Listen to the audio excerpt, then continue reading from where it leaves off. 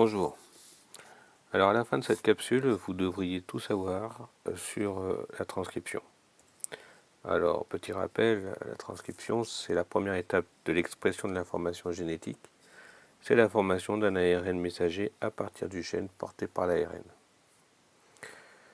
Donc la transcription, c'est la copie d'un gène en une molécule d'ARN. Alors si on regarde ce petit extrait vidéo, on peut remarquer que déjà, première chose, la transcription a lieu dans le noyau, qu'elle implique une protéine particulière qu'on appelle l'ARN polymérase,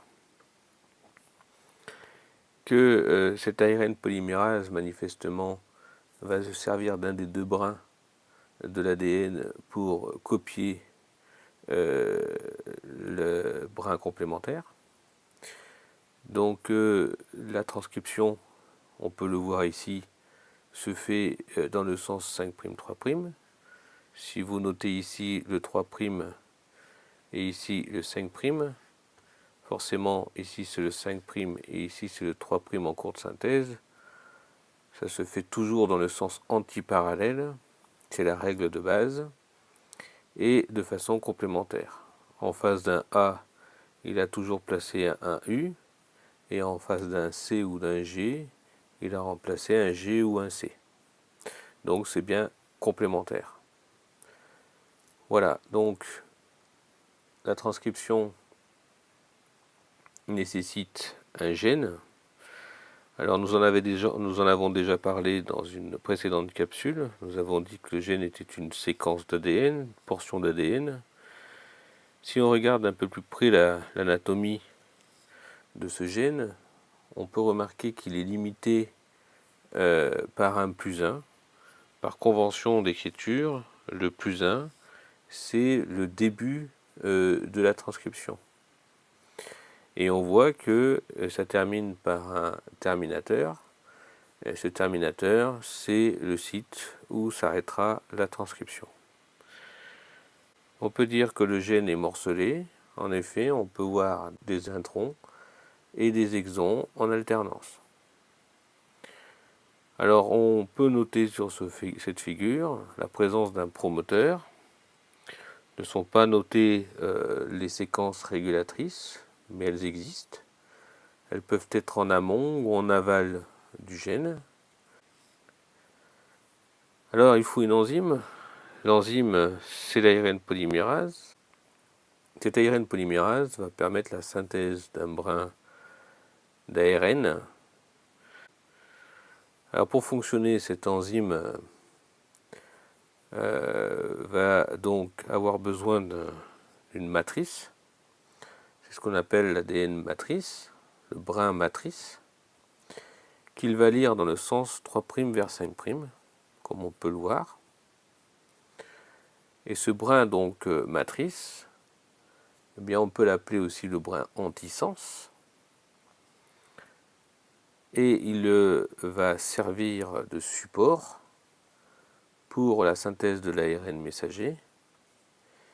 Et on pourra noter ici que notre ARN messager en cours de synthèse est presque identique au brin bleu clair, qui est le brin codant, ou brin non matrice, A, T et U près. Cette ARN polymérase a besoin d'un brin matrice, qui est le brin antisens, et elle a besoin également de ribonucléotides, donc de l'ATP, de l'UTP, du CTP et du GTP. Et elle a besoin d'énergie, mais en fait l'énergie est apportée par les ribonucléotides, qui vont servir à la fois donc d'apport du 5' ribonucléoside monophosphate et d'énergie. Je répète, l'ARN polymérase va transcrire le brin matrice, donc ça c'est pas très compliqué à comprendre. Il se sert d'un brin matrice, et par complémentarité, et de façon antiparallèle, il va synthétiser l'ARN messager. Donc cet ADN matrice, ce brin matrice, c'est le brin qui est non codant. On le appelle le brin antisens tout simplement parce qu'il est lu dans le sens 3', 5'. Et puis on peut utiliser aussi la convention de brin moins. Et par opposition, le brin bleu clair ici, c'est le brin non matrice, qui est le brin codant, et qui est le brin sens ou brin plus. Alors, la transcription, à proprement parler, se fait en 3 étapes. La première étape que vous pouvez observer ici, c'est une étape qu'on appelle l'étape d'initiation. Et puis, vous avez l'ARN polymérase qui va synthétiser l'ARN, c'est ce qu'on appelle l'étape d'élongation. Et puis, quand c'est terminé, il libère l'ARN messager, c'est ce qu'on appelle l'étape de terminaison. Alors, voyons un petit peu ces 3 étapes. L'étape d'initiation, c'est une étape au cours de laquelle eh bien, un certain nombre de facteurs vont être recrutés au niveau du promoteur et vont recruter l'ARN polymérase. Et donc le complexe de transcription chez les eucaryotes eh bien, va tout simplement transcrire le brin matrice et donc fabriquer l'ARN messager. Donc cette étape d'initiation est une étape complexe qui va donc nécessiter la reconnaissance du promoteur, le positionnement de l'ARN polymérase exactement au bon endroit de façon à ce qu'elle puisse commencer la transcription au niveau du plus 1 de transcription. Et pas après ce plus 1 et pas avant ce plus 1, mais exactement au niveau de plus 1 de transcription. Alors chez les eucaryotes, il y a une régulation qui est possible grâce à des séquences régulatrices qui sont bien en amont ou bien en aval. Alors ici, c'est représenté, vous allez le voir à ce niveau-là, par des protéines qui sont bien en amont et qui viennent ici, vous voyez, hop, toucher le complexe d'initiation et déclencher le transfert, le passage de l'initiation vers l'élongation.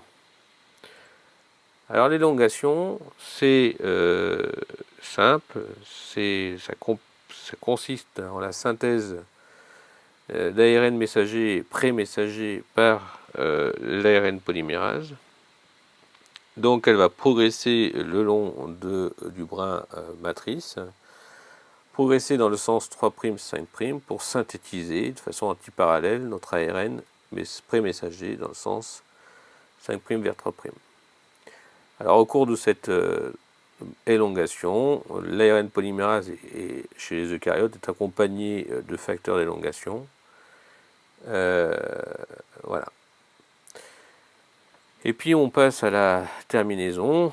Donc la terminaison, c'est une étape qui, donc lorsque l'ARN polymérase arrive dans une séquence consensus, une séquence particulière, elle va se dissocier. Alors il existe de nombreux mécanismes que l'on peut trouver dans la littérature pour expliquer le processus de dissociation. Mais contrairement au plus 1 de transcription, il n'existe pas de point exact, de nucléotide exact où il va y avoir une dissociation.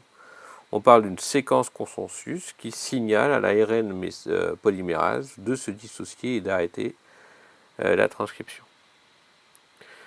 Voilà, donc à la fin de cette terminaison, il va y avoir donc de nombreuses modifications post-transcriptionnelles chez les eucaryotes notamment, mais enfin ça c'est une autre histoire, on en parlera dans une capsule ultérieure.